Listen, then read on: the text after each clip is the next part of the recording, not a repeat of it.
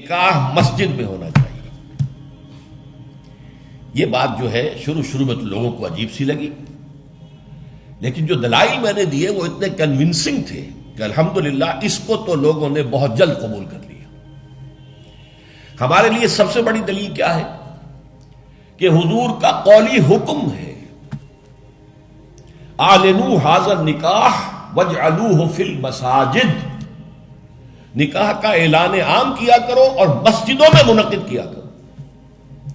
یہ جامع ترمذی شریف کی روایت ہے، اگرچہ ٹھیک ہے علماء کا کہنا یہ ہے کہ یہاں جو وجعلوہ جو فعل امر ہے یہ وجوب کے لیے نہیں ہے، استحباب کے لیے ہے، لازم نہیں ہے۔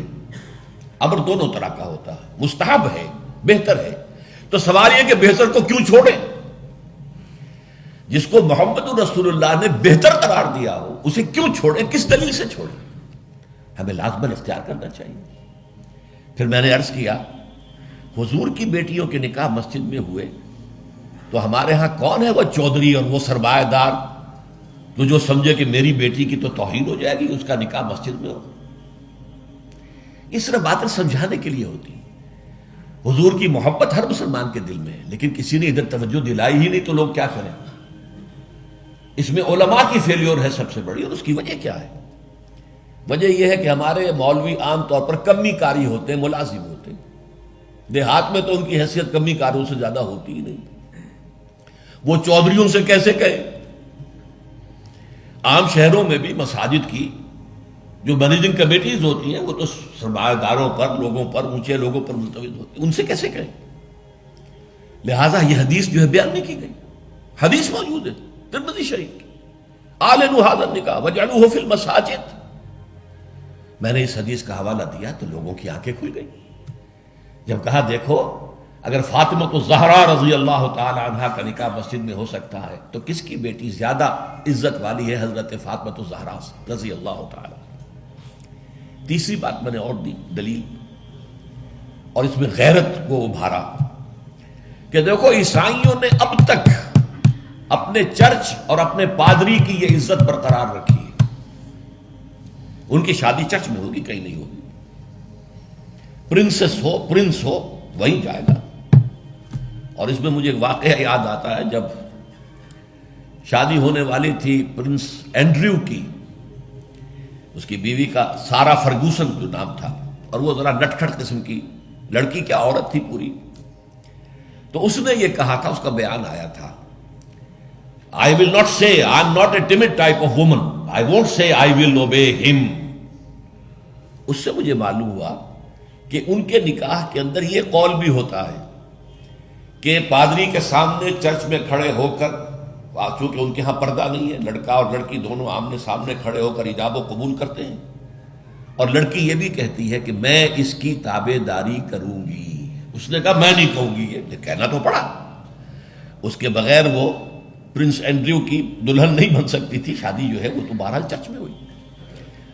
ہمارا مولوی بیچارہ بغل میں دبا کر وہ رجسٹر اور بیٹھا سوکھ رہا ہوتا ہے، بھرات تو ابھی آئی نہیں ہے، 2 گھنٹے گزر گئے، بیٹھا ہوا۔ یہ اس کی حیثیت ہے ملازم کی۔ یہ وجہ ہے اب جب اس سے بھی غیرت جاگی لوگوں کی، ہاں واقعی بات صحیح ہے، عیسائیوں کے ہاں اگر ابھی تک چرچ کا یہ مقام ہے اور پادری کی عزت ہے۔ چوتھی دلیل میں نے اور دی، دیکھو نکاح سے کیا ہوتا ہے کہ ہمارے اس معاشرے میں ایک نئے خاندان کی بنیاد پڑتی ہے، اس کے لیے دعا کرنا، خیر، برکت، بھلائی، سعادت، یہ اس نکاح کا جز ہوتا ہے۔ لکھتے بھی ہیں کہ دعا میں شریک ہو۔